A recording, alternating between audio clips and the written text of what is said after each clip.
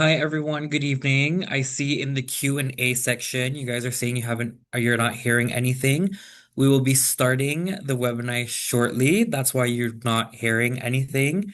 But just we're gonna give it a few more minutes while we wait for the rest of the participants to come in, and then we will begin, okay? Thank you.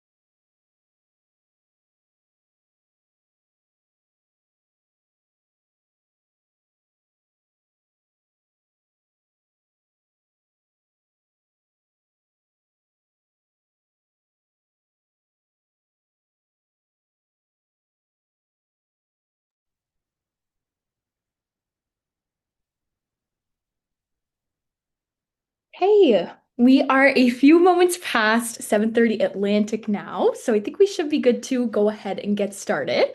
So first and foremost, we just want to say hello and welcome everyone. Thank you all so much for being here with us tonight. I know it can be a busy time for a lot of folks, especially coming off of the long weekend, for those that maybe have recently graduated and end of year celebrations such as prom. So we appreciate you taking the time again out of your busy schedules to be here with us tonight. And we do want to say a huge congratulations because we know many of you that are here with us tonight have recently graduated or going to be graduating very soon from high school. So we're very excited for you and we are very excited to have you joining us here on campus in just 2 short months, which is hard to believe now, but two. So now that we are in July, naturally your next step as an incoming student to StFX is going to be registering for your courses. So that is going to be what this evening is all about. We're going to kind of break it down in steps and break down the basics, including where you can find your login information and how you can actually log in. And then I'm going to hand things over to Andrew and Allison to chat with you about how you can build your schedule and then how you can actually register for your courses when the time comes. I also want to note that the session tonight is being recorded. So if you're finding this information helpful at all, we will have that link sent out to you, hopefully no later than tomorrow. So you can refer back to that information at any point when you're building your schedule or when you're actually going to register for those courses.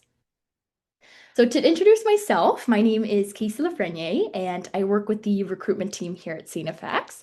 So I actually work with all of these lovely folks that you see on the screen here. But I recruit primarily in Nova Scotia as well as in Southwestern Ontario.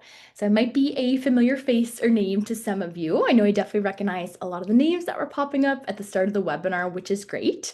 And I'm not by myself tonight, which is great. As you can see, I'm joined by my colleagues Allison and Andrew in academic advising. I'm also joined by my colleague Angel in recruitment, if you'd like to come on to say hello.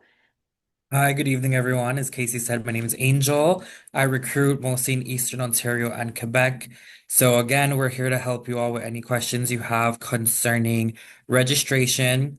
You have the little Q&A section at the bottom. If you have any questions, please, by all means, put your questions in there. I notice a lot of you guys have been asking about your mics. Yes, your mics are muted. You ask your questions in the question box. I will be behind the scenes this evening answering your questions.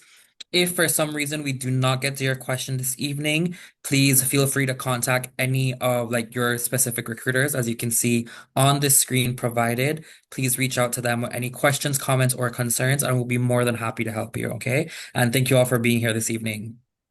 Perfect. Thanks, Angel. So, as Angel mentioned, he's going to be kind of our background IT person tonight. So, he's going to be answering any questions that you have throughout the presentation that come in through that Q&A box. Then we'll also have time for a live Q&A session at the end. So, we'll definitely save some questions for Allison and Andrew throughout the presentation. And again, like Angel mentioned, if you have any questions at all that are outside the realm of course registration, we definitely encourage you to get in touch with one of the lovely recruiters that you see on the screen here. A lot of these folks may be, again, familiar names and faces to some of you, especially based on where you are applying from. But we are more than happy to help with anything you may need, whether that be questions, or if you're just looking to get pointed in the right direction. So please don't hesitate to reach out. So you won't be hearing too much from me this evening before I pass things over to Allison and Andrew, but I'm just going to walk us through a short example of where you can find your login information as well as how you can log in, since we've been getting quite a few questions about that as well. So for many of you that are here this evening, you've likely already confirmed your seat in your specific program here at StFX, and in doing so, you would have received a confirmation letter that was sent to you via email. So in that letter, at the very end or close to the end, you'll see a section called your StFX student information. And in there, you'll be able to see your StFX email, your temporary password, as well as your StFX student ID number and your 6-digit PIN that is specific to only you. So if you haven't logged into your StFX email just yet, we definitely encourage you to do so. It's great to get familiar with how to log in as well as to be checking it pretty frequently, especially in the months leading up to your arrival here on campus, as it is one of our main methods of communication that we use, whether that be communicating with your professors or just receiving general messages from the university. And then you'll also be using that throughout the entirety of your degree. So it'd be good to get logged in and get familiar with how to use it at this stage. But we're also going to chat about some of the terminology or the language that we use surrounding the different logins in a couple of our different platforms that we use here at StFX. So the first one that you can see on the left side of the screen, whenever you see the term username and password, we're going to be asking you to enter the first half of your StFX email, as well as the password that you have for your StFX account. So in this case, for my email, I have x2025fyx@stfx.ca. I'm going to shorten that to exclude the at stfx.ca part. So my username would be x2025fyx, and then I would enter my password. So we use this for a couple of different platforms that we have here. So I know I mentioned your email and Microsoft 365 is one. We also have this for Quay or Moodle, which is our online course content platform. And then the example we will be using today is for the My Data and Banner self-service portal. And then on the right side of the screen, anytime that you are prompted to enter your StFX user ID as well as your PIN, that is going to be asking you to input your StFX student ID number as well as the 6-digit PIN that was assigned to you. So this is really important because this is what you will be using to log into the Banner self-service bookmark, and that is how you are going to be checking your registration time as well as registering for your courses when the time comes. So one really easy and quick way to access all these different platforms that I keep referencing is actually through our website. So if you are following along or just want to take a picture of that link there, if you type in stfx.ca/mycampus, you'll be brought to a homepage that looks just like this one. So you'll see in some of those quick links there, I've referenced Microsoft 365 as well as Moodle, but for the purpose of today's discussion, we're going to want to click on the My Data and Banner Self-Service option that you see in the top right.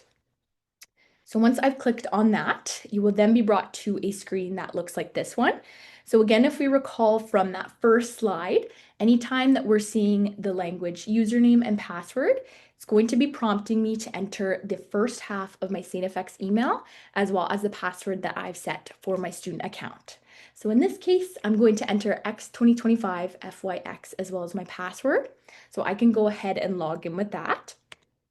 Then once I've done so, you'll see a screen that looks like this. So we have two bookmarks. We have the first one, Banner Self-Service, and then My Data. So we won't be logging into My Data today, but I definitely encourage you on your own time to get logged in and become familiar with the resources that are available in there. There's quite a few different things that you can do. You can access your student schedule. You can access your textbooks once you're registered to see which ones are required. You can also view your StFX student account balance. So there's lots of different things available for you to check out on your own time in there. But again, for the purpose of today's discussion, we're going to want to click on that first one, the Banner Self-Service bookmark. So once I've done that, you will be brought to a home page that looks like this one.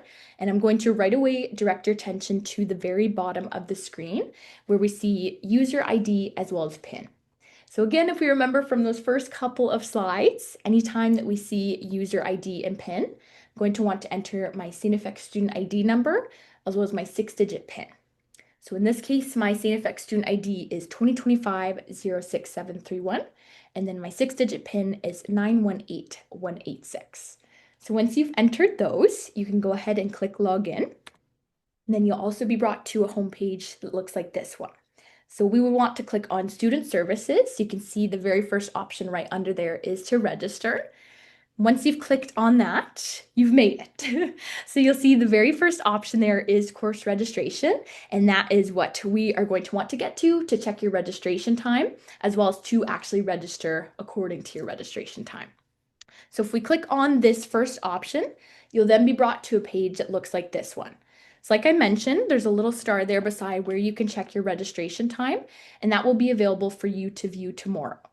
So it's very likely that if you were to log in and look at this right now, you may be assigned a time that looks like anywhere from September all the way to April 2026. That is just a time placeholder. So that will be updated for you tomorrow when you're able to check your registration time. So I just wanted to note that as well, since we've had some questions about that. And then you can also select your term. So for you folks, we would be looking at full academic year 2025-26. And then you can also hit step 2 to add/drop your classes there. So that is all you'll be hearing from me for now before I pass things over to Allison and Andrew. Again, I just wanted to note if you have any questions that come up throughout the webinar, we definitely encourage you to put them into that Q&A box, and Angel will do his best to get to as many of you as possible. And then we'll also leave some questions for you at the end. I've also put information on our new student registration help desk. So if for any reason your question is not answered this evening, or if anything comes up afterwards when you're planning out your schedule, we encourage you to get in touch with these folks. So their email is nsr@stfx.ca. We'll also have this information saved at the very end. But I will hand things over to Allison and Andrew if you want to come on and introduce yourselves. Thank you, Casey. Yes, Andrew Bell here. I guess I would start by saying that I know that was a lot of information really quickly, but that's the great part about this being recorded. You'll be able to go back and look at this. So just keep that in mind as you're going through the session tonight. There will be a lot of information, but it's that ability to go back and find it. So don't sweat it. Hi, and I'm Allison Bell, and exactly what Andrew said. We're not going to give you an overload of information today, and there's probably going to be questions that you will have.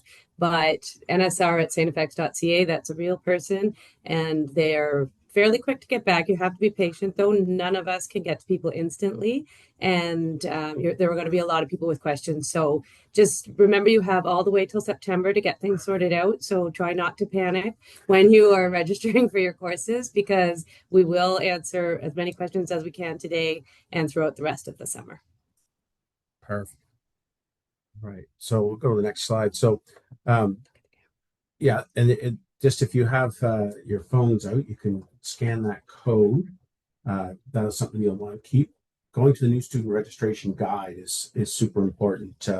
The steps that are in the guide has been specifically worked out, so that it'll walk you through all the steps you need, give you the things you need to go in a nice sequential order.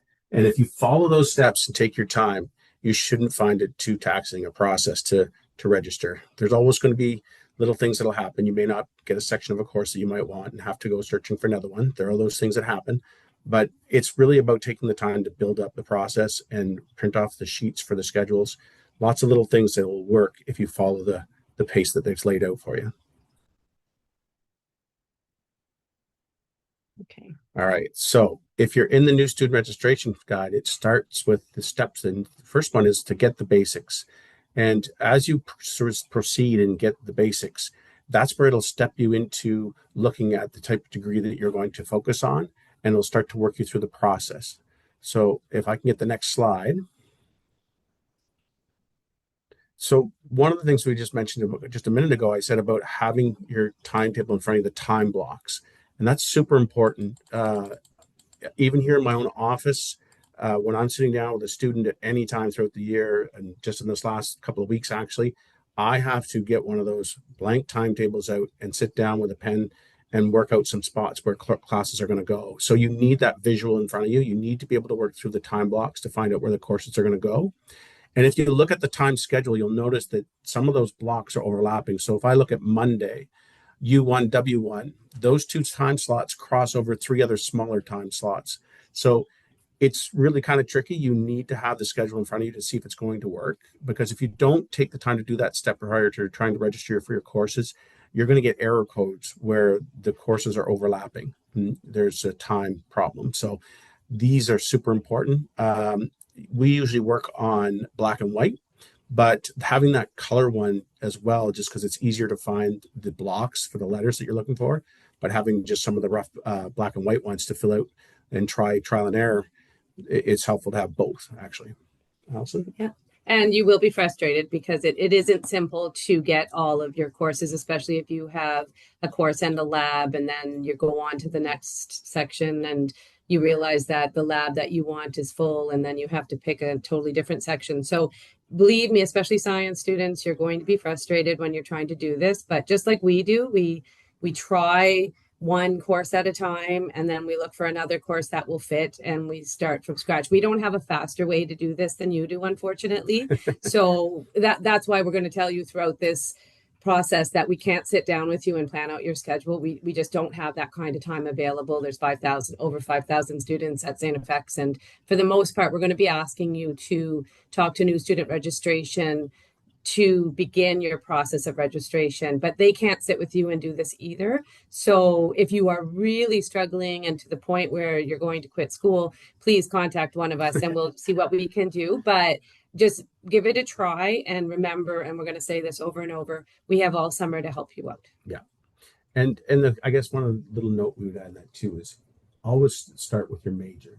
Those are the courses that you want to make sure fall into place first. And as you work through that electives that you were going to add, the elective may be something that I wanted to, at a certain elective that won't fit. You move the elective. You don't move your major.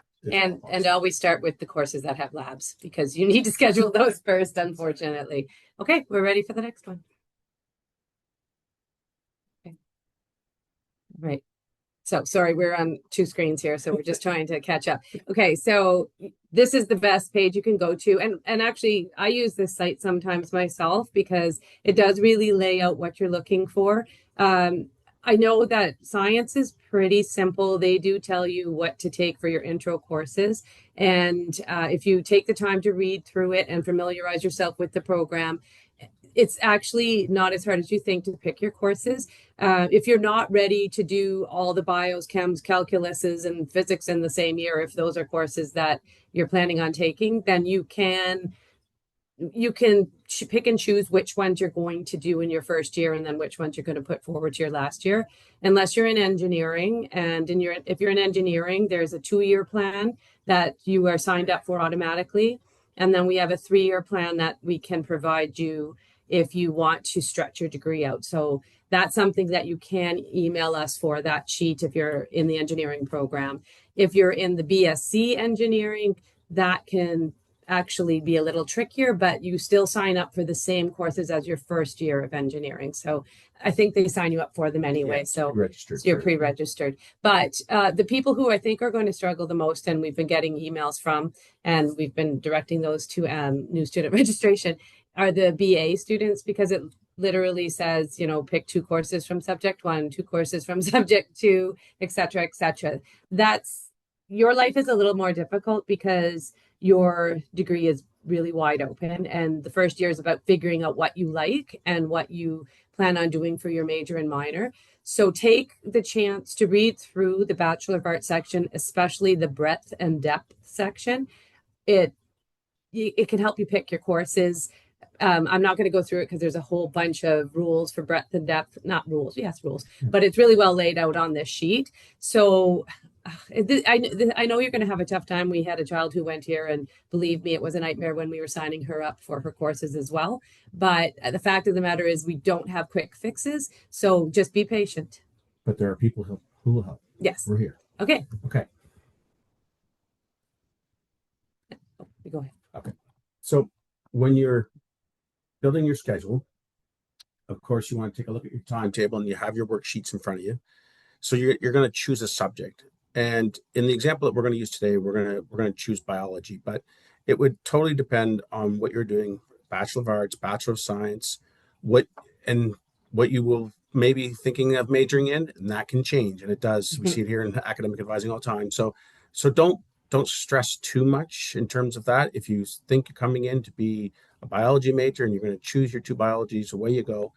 Will that stay the same forever? We don't know, and nobody does. That's the whole point of stepping off into university. You're about to go to a place that has many more options that you did in high school. So don't be too worried about that. And as Allison said earlier, register as much as you can, and then we have all summer to keep working with you. Okay. So in this case, we're going to go with Biology 111. So let's go to the next slide. So we're looking at the current academic year, and we're going to pick out the course subject biology because we want to go find out which sections are available for biology. And this is where we get into when you're making that schedule and the timetable, you need to know where is it offered, what time blocks, and what are the course registration numbers that go with that exact section. So Casey, can you take us one forward? So this would be an example of once you get on that page for all the different sections of biology that are being offered, and you can see that some of these are labs and some of these are classes. So the top two blocks in there are two different sections of Biology 111. So Biology 111 Section 11 and Biology 111 Section 12. So those are the core classes. And then on the very far end, you'll see the time blocks that they're going to be offered in. So that's where you're having your sheet to be able to mark that into those blocks because you need to know what time blocks they butt up against so that you don't try and put another course in the same time block that overlaps those. Once you have that, then you also have to add the lab. So there's where you're picking your different sections of labs. And those labs tend to be 3-hour blocks in the afternoon. There is an odd one or two that'll be in the morning. So when you're going through, you not only pick the class, but you also have to add the lab. And when you're doing that on Banner, which is really important, is when you submit to make that change and to add that course, you have to have the course and the lab at the same time, or else you'll get an error. It'll say there's a co-requisite error. You don't have the lab to go with the course, or you don't have the course to go with the lab. So just make sure for all of our science students out there, if you're adding a course that has a lab, don't hit save or submit unless you have both the class course registration number in place and the lab that you want to take with it as well. So that the two pieces are necessary to save that. And sorry, just to add to that, if you're a business student, your class number, so if you look at the bio one and it says 11111, has to match only in business, only the BSAD 111s and 112s. Your class and your lab have to match. So the number would have to be for the class 11111 and for the lab 11111. So that BBA students, you can't mix and match your classes and labs, but every other program can. Yeah. Okay, Casey. So this is a course planning worksheet, something that you can print off, and this is where you would record the course that you're planning on taking. So those course registration numbers, those are the key. As you're building your course timetable, you need to have those course registration numbers. So you have your course registration number, the course it's going to correspond to, the title of the course, what it is, what semester is it going to be in. All right. And I think one thing I didn't mention yet, but it came up just this week in discussion with someone. They're working at their schedule and they didn't see their online course. An online course doesn't show up on your timetable block schedule if it's an asynchronous course, meaning that you can sign on at any time to work on your course. So it won't show up there, but there is a tab that you can see in your schedule above it where it says check to see for online courses. And if you click on that, you'll see that you've been registered in the online course. So just watch that one. Sometimes students actually accidentally enroll themselves in a class in something they didn't know was there because they weren't seeing it in their schedule, but they enrolled in an online class. The other thing that we want to mention too is just be careful too to make sure that you're balancing your first term and your second term. So you should have a balance of 5 courses in the first and 5 courses in the second. And one thing that's kind of unique to the university, when you take the lab is its own separate identity. It has to have its course registration number, it has to go in and match the course, like we talked about the Bio 111. And then you have the 111 lab. Of that lab actually shows up in your time blocks. So it's kind of like having an extra course in a way. All right. So you're still considered 5 courses, but that course, the bio course, has 2 pieces to it, but it is significant set class time. And HKIN, you're going to have a little bit of a different situation because you have skills that are only, and music students as well, have courses that are worth 1.5 credits. So your balance won't be quite the same as everybody else's. You might have 6 things in one semester and 5 in another, but it really just depends on where your skills fall. So don't panic if you have everybody else, please have 5 and 5. But for HKIN, you're going to have an unbalance at some point. And then the other thing about labs and classes, if you take language courses like French or German or Spanish, they have, well, I don't know if they have it this year, but sometimes they have French 111 in semester 1 and French 111 in semester 2. And we have had students who've picked the lab from semester 1, sorry, the class from semester 1 and the lab from semester 2. So make sure when you're doing your timetabling that you're looking at what semester the courses are in. For most science courses, they go in order anyway: Bio 111, Bio 112, Chem 101, Chem 102, Physics 101, Physics 102, Math 106, Math 107. So you shouldn't run into too many problems, but be careful with language courses and any other, I can't think of any other first year courses that would have labs that would have problems like that. So just be aware when you're planning. And definitely, like, I had a student last year who had 7 courses in one semester and thought that that was okay. It is definitely not okay for anyone. And they weren't in HKIN, so it wasn't even a skill. They had just planned wrong and then never reached out to wonder why they were so busy all the time. So, and be careful about night classes. I know, Andrew, you worked with a student this year who had first year student who had 3 night classes that were 3 hours long. And that was incredibly difficult for that student. So pay attention to where in your schedule. And that's, again, we'll go back to, please download those time blocks and actually take the time to pencil in where your courses are instead of just hoping, which sometimes I do with students. I just hope things will fit. But these are students who've been here for a long time. So as a first year student, plan it out. It's the best thing you can do, and have backup plans. Yeah. Okay. Yeah. Sorry. We talked a moment ago about engineering students being pre-registered. Health students are fully pre-registered as well. All 30 credits will already be there. Nursing students, you're almost fully registered, 27 credits. You have 1 elective to pick in second semester. So it's really important for any student that is pre-registered to not touch any of those courses that you've been pre-registered in.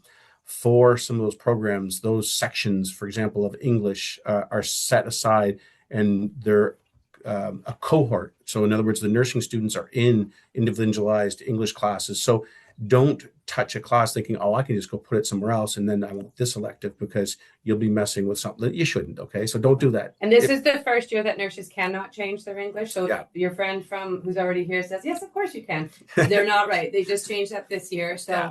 Nurses, don't mess with your schedule. And nurses, your schedule is going to be a nightmare. I'm sorry to say that to you, but you're going to be busy. And it's a little shocking sometimes when you see your schedule, because your days and some nights are quite busy, but it's just the nature of the courses you're taking. And engineering students, science students, you're going to be the same way. When you see all those labs and classes together, it's a bit shocking at first because you didn't have that many things to do in high school, but it's something you'll get used to. And one more thing to plan out is to make sure, if you're someone who needs a break in between your classes, then try and plan it that way. I've seen people who've had 6 classes in a row. That's not a good That's schedule. not a good schedule. It's too much. You can't, you have a little bit of time between classes, but you do need to eat and you need to give your brain a break. So some of you are going to run into problems where you just can't get the courses you want. And just a reminder that we have all the way till January to figure out your second semester. So we usually tell students to pick some courses, to stick with 100 level courses, please, except for if you're doing English, because unless you're doing English 100, you'll be doing English 111. And then you do have an option of taking English at a 200 level, but most of those classes are full right now. And you'll look at those and go, well, I'm never going to be able to get an English class. But the fact is, there's so much change that happens with the current students, and Art 101, 102, putting it out there, you're not going to get a seat in that right now. But last year I had a student come in on the last day to change courses, and she really wanted Art 101. And I said, well, good luck with that. We're never going to get it, but I'll check. And sure enough, somebody just happened to have dropped it and there was a seat. So once you are picked your courses, keep checking Banner every day. If there's a course you couldn't get into, check Banner. And you never know, because so many people are switching and moving their course loads. Okay, let's go to the next one. All right, so with that Bio 111, we saw where it was going to fit, and we wanted to have our lab in the morning. So you can see how we've markered into the blocks where those classes are going to fall in the C4, C5, C6, and then that's our lab All right. So our lab time's up there on Tuesday mornings. So this is why it's important. And like I said, I'm going to reiterate, even though we've been doing this for a long time, Alice and I, we still do this. We have to have those sheets in front of us. We run them off. We build things. And actually, the more complex the problem is, where you're balancing maybe three times the three labs, sorry, then you really need a working copy. It's too hard to juggle. Yeah. Okay. Next. Okay, so on July 4th, you're going to register for Banner. Casey already showed you where on Banner self-service that you can look for your registration date and time, so we won't go through that again. And all the times, this is important, are set to Atlantic Daylight Time. And just remember that if you're ever making an appointment with somebody and you don't live in the Maritimes, or, well, I guess in Atlantic time zone, you have to be aware that that's what all of our appointments are in. So whether it's Tramble or the WC Online, or let's say you make an appointment, I don't think Anna's taking appointments, but new student registration, if she happens to make an appointment with you, just remember you need to be available at our time. And so we have students who miss their appointments every day because they forget. And Which is easy to do. It's easy to do. So just try and pay attention to that anyway. So you're going to prepare between today and when is it? Monday? Is it Monday? Is everybody registering on Monday? I don't even know. Some of you might be on, depending on who's on this, some of you might be on Tuesday. Mm-hmm. Is it, what is the date? Yeah, okay. And then you are basically, we went through this already. So honestly, if you can't remember how to do this, there's two ways you can figure it out. You can go back to this PowerPoint and look at those pages Casey showed you at the beginning, or there's actually in the steps, yeah, there's an actual step for register your courses, and it goes through step by step exactly what you need to do. Okay, let's go to the next one. So one thing I often do when I'm building a schedule with a student in my office here is that don't try and fill all of your course registration numbers in and try and save that all in one shot. I always start with the major, move on to the minor, and then move on to the electives. And the first thing I'm trying to do is get those labs, if I have labs in. So I'm getting the class and the lab, hitting submit. And I might put the class and the lab for first semester and second semester. So the Bio 111 and its lab and the Bio 112 and its lab, hit submit. Lock down those courses that you need for your major, and then continue to work through your process. Because as I said, what needs to move as you're making your changes is an elective, probably. So if as much as possible, you want to try and work on your major first. And I know for art students, you may have an idea what the major may be, and that may change. So it could be I'm not sure this, my major and my minor, there are two things I'm really interested in. I'm not sure which one will become the major. Then don't stress over that. I just try and get those courses worked out and get them in there and saved. And then as you work forward, of course, the other courses that you're taking for electives, those can be the things that you move around, making sure that you get those two sections. If it's Psychology 101 and 102 that you absolutely want to make sure that you're in, start with those and move on to your next set. And if you're in a 6-credit course, there's a few of them still out there. If you're in the humanities or the social justice colloquium, you have 6-credit courses, and women and gender studies is a 6-credit course. One thing you need to know about those is that you're in those for the whole year. Yeah. So you can't leave at January and say, you know what, I don't like this course. I'm going to take my 3 credits and go. You're actually in that for the whole year. So if you're in your first week here and you've realized immediately that, whoa, this is not the course I want to take, then you really should reach out to one of us. Or if you're sure there's another one you want to take, you could go ahead and drop it and add a new one, because that first week of school, they let you try the classes, but it's the 6-credit courses are different. The 6-credit courses are different. Keep that in mind. And also just keep in mind when you're trying to change a lab section or a class section that has a lab with it, you would have to drop it's so hard. So if you were on this page, you would have to add the class in the lab and drop the class in the lab at the same time, which is a little bit hard before you submit your changes. So if you run into issues where you have to change sections of labs, please reach out to NSR, the New Student Registration, or Academic Advising email, which is advising@stfx.ca, and just let us know that you need to make changes to your labs and you'd like some help with that, because that is something that we really encourage you getting help with. It's really easy to, especially if you've already started classes and you know you have to change a section. We've had students panicky emails saying, "Oh my God, I dropped it and I don't know what to do." So just we don't See advising. Yes, well, see new student registration first if you can, but also that's something that we like to help you out with. Okay, I can't remember what I was going to say. It'll come up later. Well, one thing I will add, and I'm going to put a little plug in for us, is when you come for welcoming day, advising will be in Keating Center in the arena. So we'll be one of the second stations available there. And we'll be passing out our brochure that lists all of our services. It's something that you definitely want to be familiar with and know where to access that help when it comes to scheduling, when it comes to courses, when it comes to understanding your degree pattern. That's what we're there for. And as long as you know where that service is and how to connect with it, you're okay. Not saying that you have to come see us right away, but you do need to see advising sometime in your first 2 years to make sure you're on the right path. Mm-hmm. Okay, let's go to the next one because we should probably speed this up a bit. Okay. Okay, so on this page, what you're seeing is the cap and the actual people in classes. So for this bio section that we're showing, the class is a big one, 150 students. And at the time the screenshot was taken, there were only 61 people registered in the class. So you can, through looking up classes, figure out whether or not there are seats left in a class. But if you don't do that, what's going to happen is when you register, if a class has no seats, it's going to say closed section. So if it's a class that you don't have prerequisites for, you probably shouldn't be taking it anyway, because usually that means you have to have taken a university course already. But that would be a prerequisite error. For the class and lab class and lab problem, it's a co-requisite error. But if it's a class with no seats left, it's closed.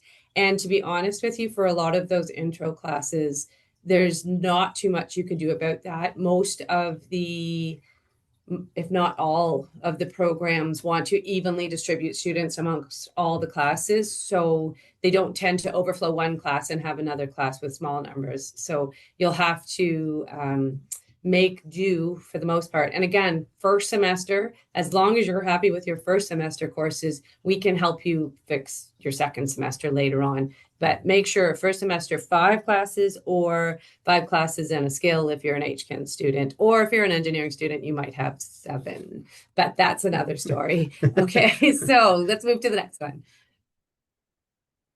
Okay.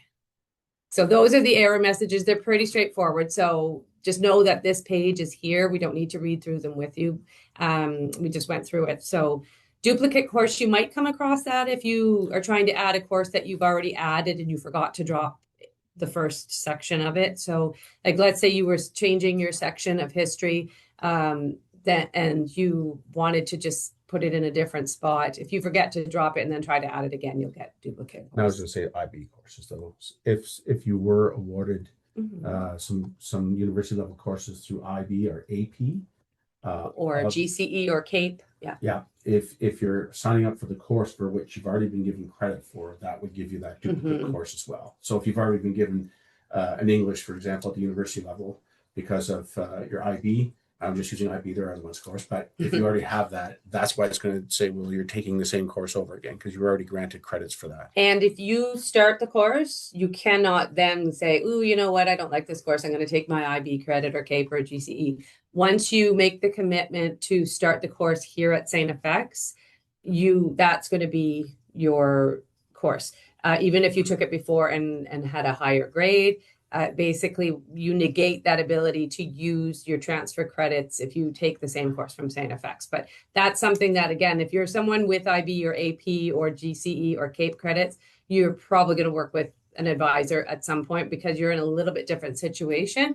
So for any of you who do have transfer credits who might be on this, and those would include IB, AP, GCE, and CAPE, please make sure you reach out to advising at stfx.ca, not NSR. Reach out to us because we need to help you figure out how to use your transfer credits. And if you are IB or AP, you have to make sure your transcripts are submitted. They don't automatically come to StFX. I believe your high school has to send them. And you have to be looking in your email because you will be sent an email that asks you if you want to accept them. And if you don't answer that email, then they're not going to show up. So you might end up taking a course that you could have gotten credit for before. Some people are still, I know lots of students who get credits through AB and AP who decide to go for the course anyway because they would like to try it at a university level and refresh themselves. But you at least get that option. Yeah, you want to know that. Yeah. But again, that's not something for today because that's actually quite a conversation to have with people who get transfer credit. So let's move on to the next one. Okay, there you go. I think the first one's the best. So important. Yeah. Try not to stress and panic. So that's really important. We work all summer long. So Alice and I are only two of a team of 5 advisors, and we have new student registration as well. So it's in the moment, it seems really stressful, but don't worry. We are going to be here all summer long, working on every day. Same thing with new student registration, and we'll work through the problems. So just because you've sent an email and you haven't heard anything for a couple of days, I don't want you to panic. The volume of emails that we deal with in new student registration and up here in advising is pretty astounding, really. So it's just a matter of going through. And even though the emails will continue to come in, we still work chronologically. So we're working from that bottom of the list up. So those people that made the initial email are still the priority, not the person that sent one later that ended up at the top of the list on the email line. We work our way up to that. So just take your time. Don't panic. We're going to reach out to you. We're going to sort things out. And we would ask that we do have a booking system here for advising, but we'd ask that you don't actually book appointments if you're just coming in direct from high school. Transfer students, yes, please book an appointment through that. But if you're coming in from high school and you're having trouble and it's something that you think that new student registration might not be able to help you with, so you need to talk to an advisor, just please email the advising@stfx.ca because that's where we work with students and then decide if we need an appointment, we'll book you in. So sometimes we get so busy because again, we're working with an awful lot of people. And at this time of year, we're trying to make sure the people who are graduating have the courses they need. So a lot of our appointment times need to be used for graduating students and for students transferring in from other universities. And we truly do not have time, unfortunately, we would love to sit down and plan out the rest of your degree right now. And that we have a lot of people going into pharmacy and med school and dentistry and wanting to go into nursing in the future. We can't plan that out with you in the next couple of weeks. Start with the first semester of the first year. Because all you can really do is for any of those medical fields is take the intro courses. You can't go higher than that in your first year anyway, unless you have some previous transfer credits. And again, if you have transfer credits, please, you can come see us. Okay, go. I was going to say the thing we asked too, that if you do email either new student registration or us up here, always include your student ID number. So just get in that habit. So your name at the bottom as you sign off and your student ID. So that's the key for us. Whenever we're looking students up and we want to figure out where your schedule is, what your PIN number is, if you forgot it, all kinds of things we can do, but we need that student number. So the student number really makes it important. So just getting the habit with your correspondence here at university is to name in your student number at all times. Yeah. Your student ID is always going to be the one that starts with the year that you accepted and confirmed your acceptance. So for most of you, it's 2025, but there's a few of you out there that it'll be 2024 or 2023. But that's your student ID. So anytime we ask you for ID, that's what it is. Anytime we ask you for username, that's your X 2025 with your 3 letters at the end. So first half of your email address. Yeah. Balance your schedule. So remember that's the key thing, 5 and 5. If you're stuck and you've got 5 and 4, that's okay. We can help work to find the last course. New student registration can help you with that. And if it needs to be, it'll come up here to advising. But even having 9 of the 10 courses registered is still a good start. Like that's what I want you to keep in mind, right? So you don't have to panic. A lot of time ahead of you, but balance is what you're after. Classes and their labs must be registered at the same time. That's a really big one, or you'll keep getting the error. And that's very frustrating. If you don't remember that little trick, you're trying to enter that class and then you're trying to enter the lab, but you're not hitting submit for both pieces at the same time. It'll keep giving you the error over and over again. I'll throw out a few other things too. We don't answer our phones, so don't phone. We don't answer our phones unless it's a number we recognize, because we want to keep everything in the order that we receive it. So the other thing is don't email multiple times, because all that does is cause our numbers to go way up, and then we're trying to figure, and then you might end up have 2 people contacting you. So please just be patient. Even right now, I'm 2 days behind with being able to answer my emails. That's how busy we are. We don't slow down at all this summer, unfortunately. So just be patient. We will get to you. And for us, we try and keep it so that we're a day at the most two behind. So don't send us 3 more emails. Sometimes we have people who send 5 different emails. It doesn't help. It doesn't help. It doesn't get you in any faster. And don't start emailing individual advisors, because basically we shove you back into the advising account. If we ask, like, does anyone recognize this person? And when 5 of us all have the same person emailing us, we put it in the advising account and you wait your turn. And we have to make it fair, because again, there's 5 of us and thousands of students literally who need our help. We work with thousands of students every summer. And so just be patient with us, because we will do our best. And believe me, we want you to contact us if you're unsure, but just be patient with us. Yep. Okay. So what's next? The one thing too, that last point, an overview of your class can be found on Banner Self-Service Week at a glance, and then you can see your detailed one in My Data. That My Data one is really good. Like, it shows you your whole year. So I think that's the same one we see. And it's really nice, because then you can really see when your classes are, and at a glance, you can look and see, oh, wow, I have way too many courses on this day, etc. So check everything out. Like, honestly, I would go through that student registration guide page by page, and there's a frequently asked question section on that too. That's excellent. It's such a good resource. It's daunting because there's a lot of clicks, but if you slow down and realize that this is not going to be a fast process, and give yourself literally hours to figure all this out, then that'll be the best thing you can do. Okay, let's move on to Q&A. And you look at the camera once in a while. Yes. So we do have time for a live question and answer period here at the end. So in just a moment, I'll pull up our Q&A box and ask Allison and Andrew everyone's questions. And I'll do my best to get to all the ones that we have tonight. But again, I just want to emphasize, if for whatever reason your question is not answered tonight, or if you have anything that comes up while you're building your schedule or while registering, we definitely encourage you to reach out to the nsr@stfx.ca email, and they're more than happy to help you there as well. So there's lots of support and resources to help take you through the process. I just want to emphasize, I know it's easier said than done, to try not to stress and panic. Nat was once a StFX student and has been through it a couple times. You will get the hang of it. And again, I know it seems like a lot of information and can be overwhelming, but again, we do have lots of support and resources available to help walk you through the process. So please don't hesitate to reach out at any point. But I'll go ahead. Can I add one last thing too, just because this is something that happened to several students this year. I don't think it's possible anymore, but last year there was a problem where students were able to register for 200 level, 300 level. One student even registered for a 400 level seminar. Right now, except for the exception of maybe English and people with transfer credits, you should be looking at 100 level courses. And if you're unsure when you do your schedule up and your question is simply, could you look at what I've chosen and make sure I'm okay? We can do that. And you'll be very happy. And you might end up scheduling something that you have no desire taking. But again, fill it out and then keep a watch on Banner for the courses that you are interested in.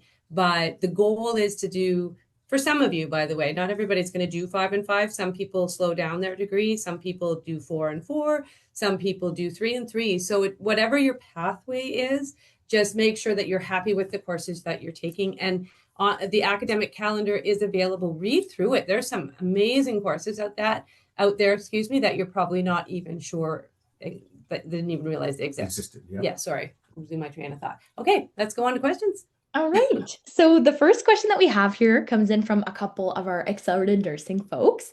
So they're just wondering when they would register for courses and how to go about doing so for the January 2026 intake. Oh, for AO? For accelerated nursing, yeah. So if you're accepted to the accelerated nursing program, once you've received your acceptance for accelerated nursing, all nursing courses are pre-registered for you. And that doesn't happen until late December, so don't panic. But you'll know that you're confirmed and your seat is confirmed and you've accepted your position in the AO program. So then, like you said, they're going to be registering for you. So nursing is one of those things that, you don't really pick your courses. They're all put in there for you. Yeah.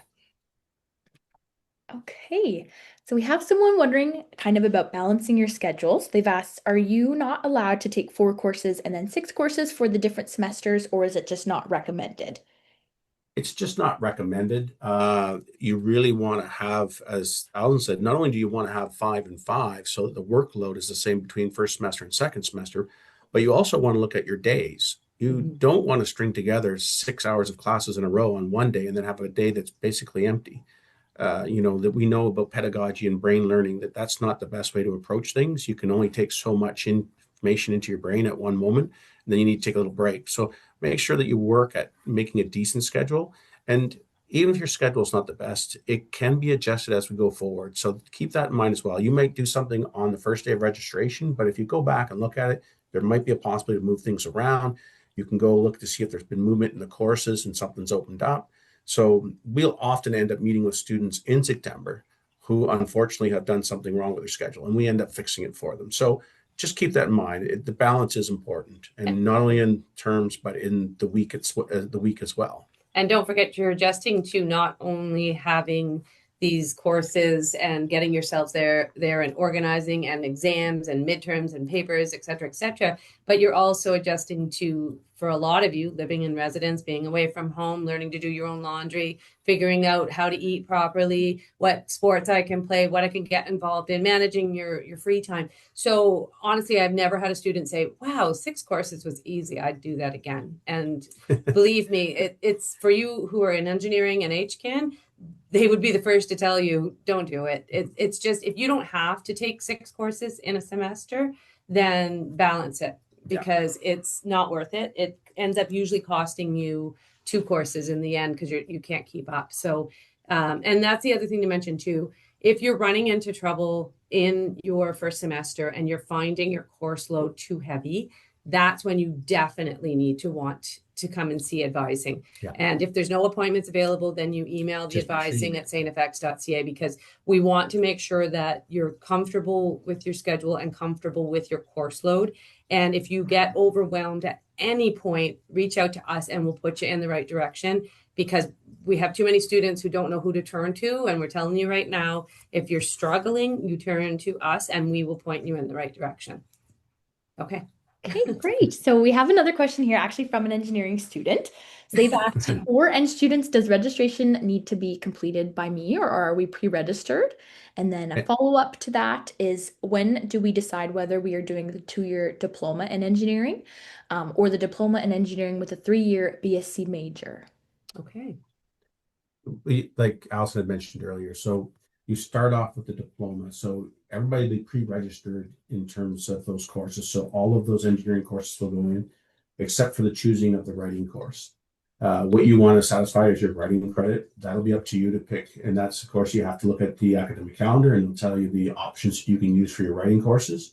If you decide, and this is like where that's a personal choice, if you already know coming in that I don't want to try and do it that fast, then those are the courses that get delayed. So the writing courses will be pushed into your second year, and then you would not have as many courses in your first year. So that's what gets moved. So that's an individual choice, and it's not hard to do because that's the only 2 courses you're going to be registering for is the writing courses. So you just wouldn't bother registering for those. So instead of having 6 and 6 in each semester, you'd stay at 5 and 5, all the pre-registered engineering courses. We also had students this year because you do pay, when you're in engineering, you actually have to pay extra tuition because you're taking over 30 credits. And so we had students this year who decided to do the writing courses, one in the spring and one in the summer. And then that way they were able to stay on track with the 2-year diploma, but they were able to lessen the amount of courses they had to do in their first year. And cost was the And same. the cost was exactly the same. So keep that in mind too. For everybody else, you pay for 24 credits, you get to take 30 credits, and spring and summer courses are actually on top of that. So even if you only take 24 credits worth, so if you did 4 and 4, for example, you can't then go in for free, take 2 spring and summer courses. It's unfortunate, but it's a completely separate entity. And I just thought I'd throw that out there because I know quite a few engineering students this year who decided to do their writing courses in the spring, summer.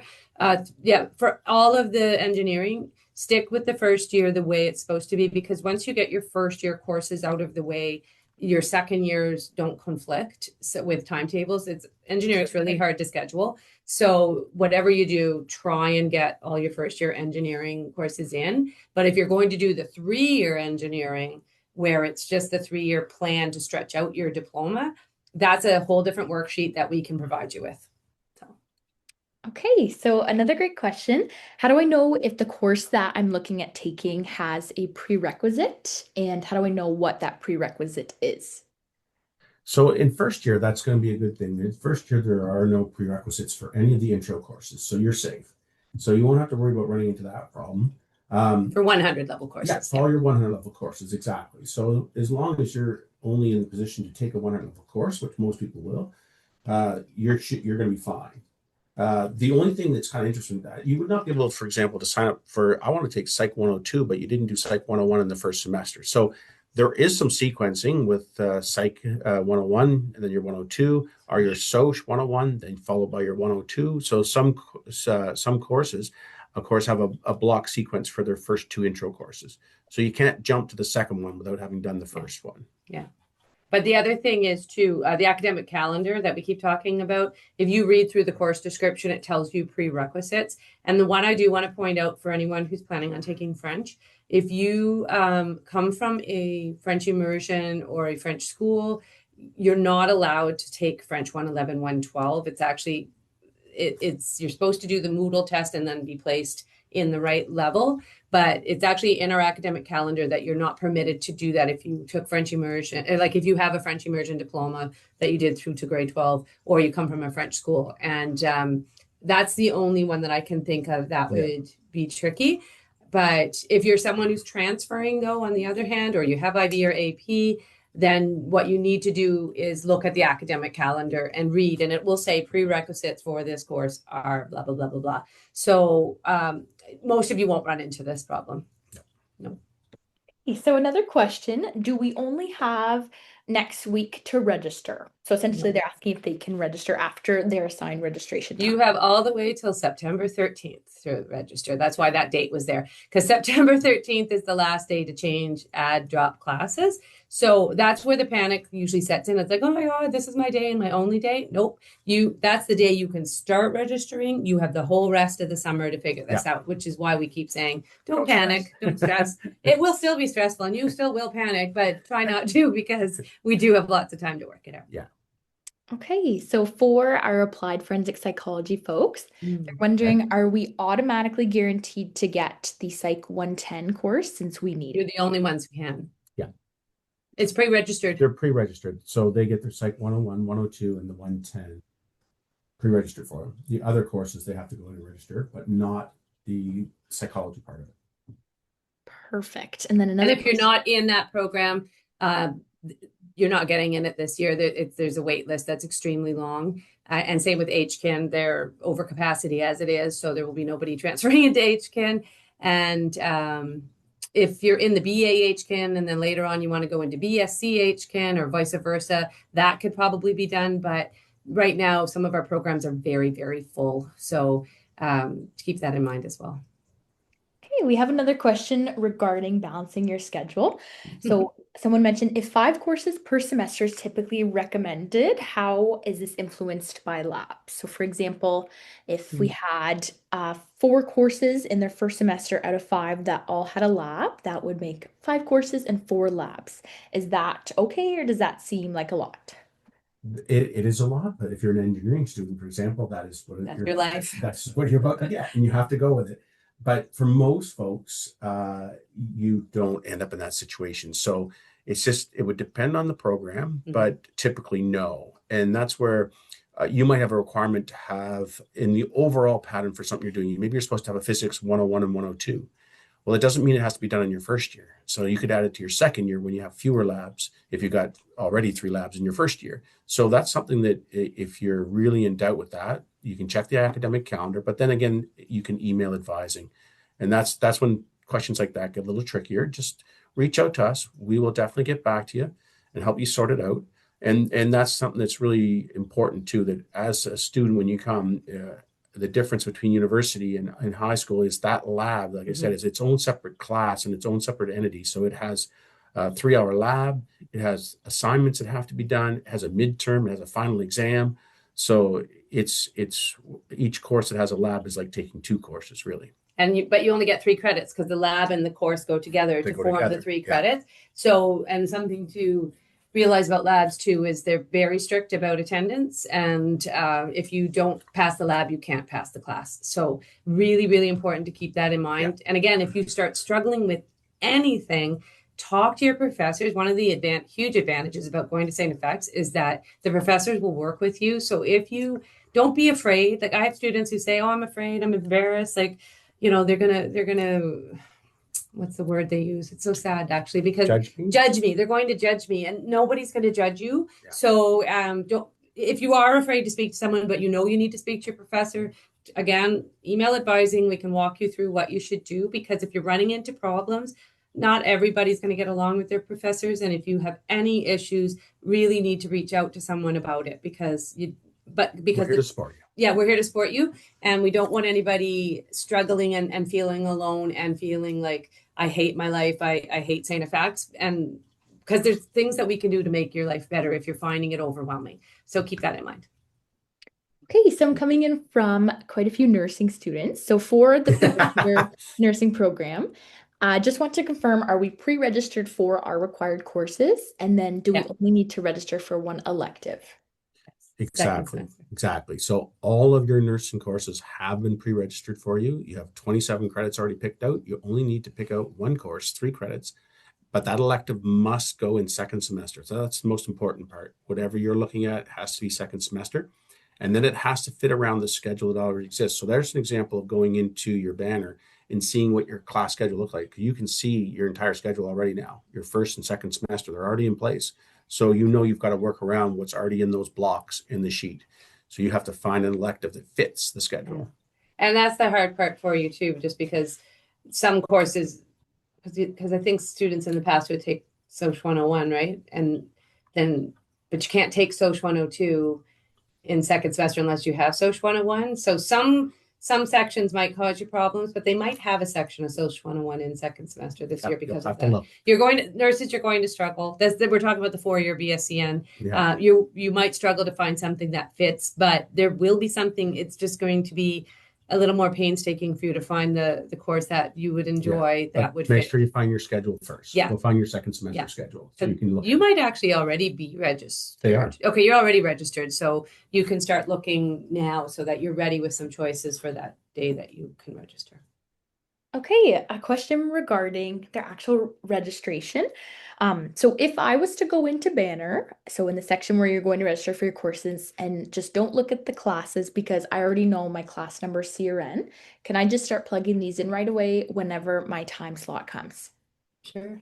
Yeah. Yeah. If you know your CRNs, and I hope it works, that you've done the mapping out on your scheduled sheets, your blank time block sheets. Yeah, just start putting them in. But like one at a time, because you don't want to end up with a bunch of errors. It's nice when the errors come up one by one.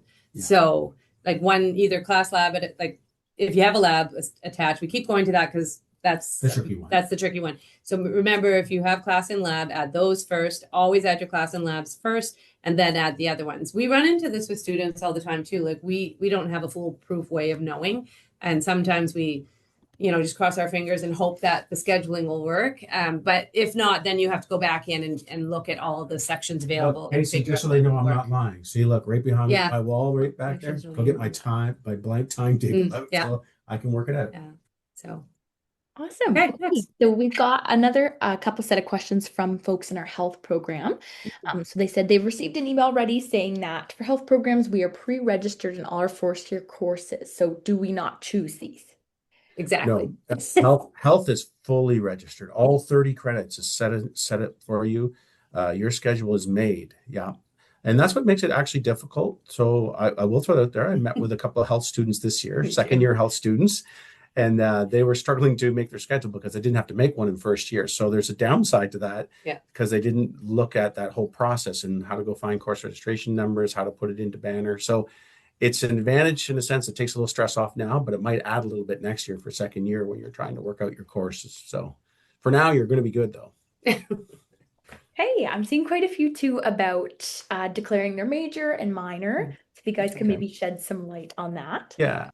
And a big one with that is realistically in your first year, it's not a priority. Like you don't have to have it set in stone that you know absolutely what your major is going to be or what your minor is going to be. It can change when you come here and you start taking these courses. What you thought you might want to do might change. If you have a good handle on it, though, and you think, I know what I want to do, then you can book an advising appointment, something in second semester, really. Doesn't have to be in first semester, but then we can look at what's called a declaration. And that for the science students and the BA students, it's kind of a roadmap for what you plan to do your degree. And it's really tough to have the roadmap fully complete, so you might not know what all your electives are going to be because there's 60 electives that you can take, 60 credits in electives. So you're not going to know what all those courses are going to be, but you can still lay out some of the pattern and see the overall scope of what you're up to. So it is a guide that can really help out, but it's not something that you should really stress too much about in your first year. Okay, so we have a question here for BSc students. Sorry, is it regular Yep. to have a busy schedule, for example, many classes in one day, back to back, in this specific example for the BSc? It sometimes it's impossible to avoid, just because again, we'll go back to the whole lab thing because you have 3-hour labs in some of your courses, and sometimes that's the only section that will fit. So if sometimes it's best to play around with the schedule as much as you can and see if there's a way to provide yourself with space. But for some of you, yes, you're going to have very long days once in a while where there's nothing you can do, there's nothing else will fit. And that's the disadvantage of being at a small school. We don't have, these huge classes with lots of space and lots of sections. And so unfortunately, That's how you get to know your that's professor. how you get to know your professors. But you just learn to time manage. I know it's for some people that is really, I would struggle with that And that personally. I will add to that though. That's the one time where you will see where the advantage of taking a one night class once a week as an arts elective for a science student, that sometimes that's the way they'll balance their schedule. Not so much in first year, but in second year stuff, they'll pick a night class because they're trying to steer clear of having they got multiple labs going on through the week. So they want to kind of put something in the evening once a week, some sort of art elective. But night classes are 3 hours long. So if you have trouble sitting through 3-hour long classes, like I would, then you might want to avoid those because it can be really, honestly, some people love the long days. Some people hate them. If you're someone who that's how you function, well, you just get everything done and then you have free time to work on your papers, your studying, etc., then that's no problem. But for some of you, I haven't seen the nursing schedule this year, but I know last year, I think their Wednesdays were really, really long, and there was nothing that we could do about it. So if there's really truly nothing you can do about it, you'll have to learn to adapt to it. But you really should try to give yourself some good breaks if at all possible.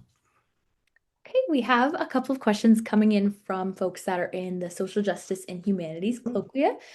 So they are just wondering, will I find out? Oh, sorry, they just had asked about being accepted into this program, and then do I build my schedule myself? So maybe if you guys can speak to. I think that you should check. I think you're actually in your courses already. And if you aren't, because I think I've seen some people with theirs already on their schedule. Yeah, so check your banner and see if you're already on them. A lot of your courses will be the 100 level courses. But if you did want to be a part of social justice or of the humanities colloquia, maybe email one of us and we can let the right chair know, because the chairs are pretty much in charge of making sure you're in those classes. So if that's the case for you, you could definitely email advising and we'll see what we can figure out for you. If you're in it, it usually does say somewhere beside your courses a J or an H, I believe, and somewhere in your acceptance, you should have been accepted as colloquia, so as social justice or humanities. So if you're unsure and there's no classes when you go to sign up, then reach out to one of us and we'll try and get that sorted out for you. Okay, next question that we have is, are we registering for our second term classes now? So next week will our registration time, or later? No. Yeah. So it is the whole year. But that's where and that's why we said it quite a few times tonight. It's like as long as you're pretty good with your first semester, even if you've got courses in your second semester and you're not 100% sure about them, you don't have to stress too much about those because those can be changed all through first semester over the Christmas break. We can change those into the start of second semester. You can still change the those. Christmas break, we don't. They can change them.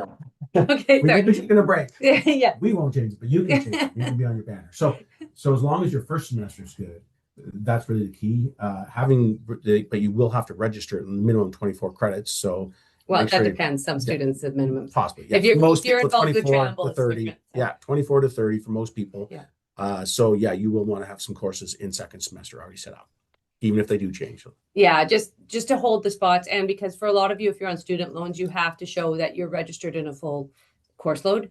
And so even if you know you're not going to take that course, you can, I hate to say this, but you can throw something in there that you know you don't want to take, but make sure that you switch it for second semester.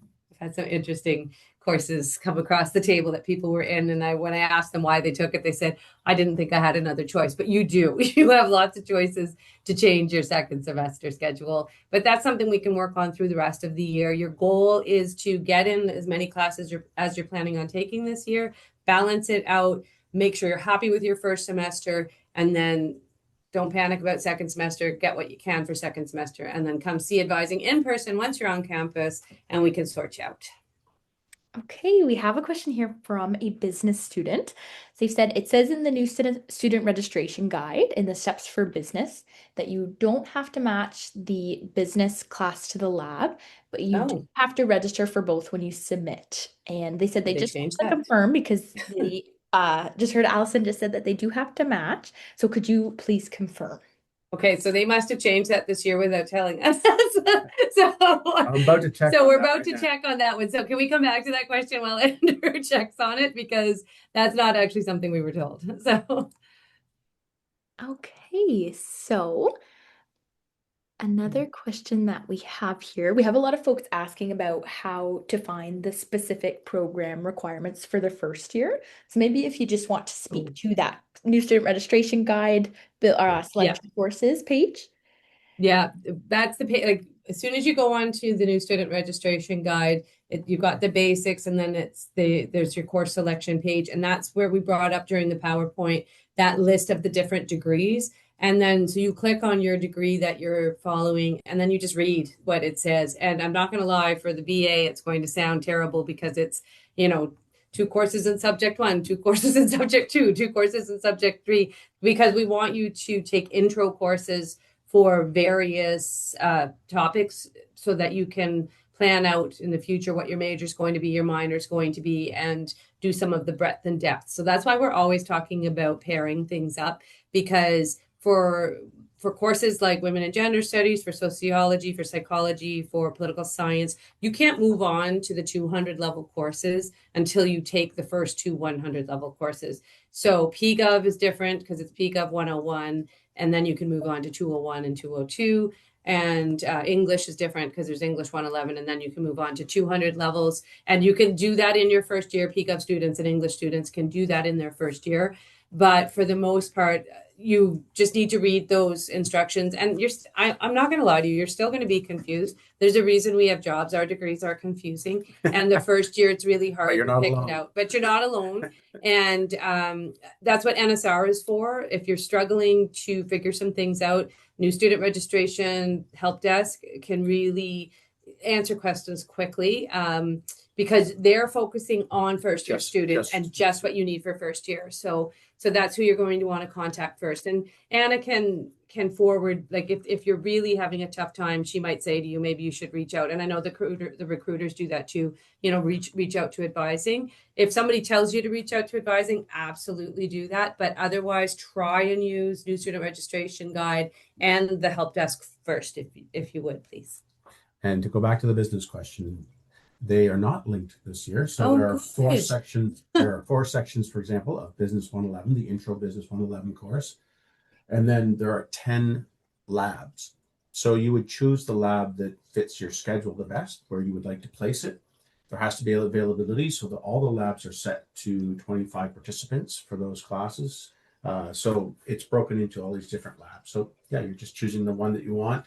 based on where you want to place it in your schedule and having the correct course registration number that matches it. That just made your lives a lot easier and ours too. So I'm glad that no one told us. So sorry, whoever asked that question. Thank you very much for correcting me because I didn't even know that till today. Right. So I think we have time for one more question here, and I've been seeing this a couple times as well. So as a first year incoming student, am I able to take upper level courses such as 200, 300, or 400 level? Not suggested. No, not even not suggested. But I'm just going to say you would definitely not get past the 200 level course anymore now. I think they blocked it all in Banner because of the situation that happened last year a few times. But as well, even when you have a possible transfer credit, IB credit, AP credit coming in, it doesn't mean you don't want to dip your foot in the shallow end of the pool and do some of your 100 level courses first in your first year before you start jumping into 200 level courses. The adjustment between high school and university, it's there. There is a significant difference. So I wouldn't suggest it. You've got 4 years. You've got time to work through and build your skill level, build your repertoire of tools in your toolbox when it comes to being a student. So don't jump into something in a rush. Certainly not in first semester. If you're like acing all your courses in first semester and realizing that you should be working at a higher level, and this does happen with transfer credit students sometimes and IB students, etc. If that happens, then you can come talk to us and we can figure out what would work for you for second semester. But a lot of the courses, as Andrew said, you're not going to be able to get into anyway because you wouldn't have the intro courses to allow you to get into them. Peak of, again, you're going to be allowed to take a 200 level one in second semester if you take 101 in first semester. And again, with English, you'll also be able to if you can find a class that has seats because a lot of them are full right now. But for the rest of you, it might actually be impossible for you to get into a second, third, or fourth year. Well, third and fourth, absolutely not.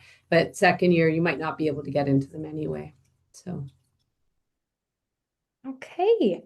So just before we wrap up for the evening, we did want to spend some time highlighting a really great program that we have here at StFX, which is called the Use Laptops for StFX Students program.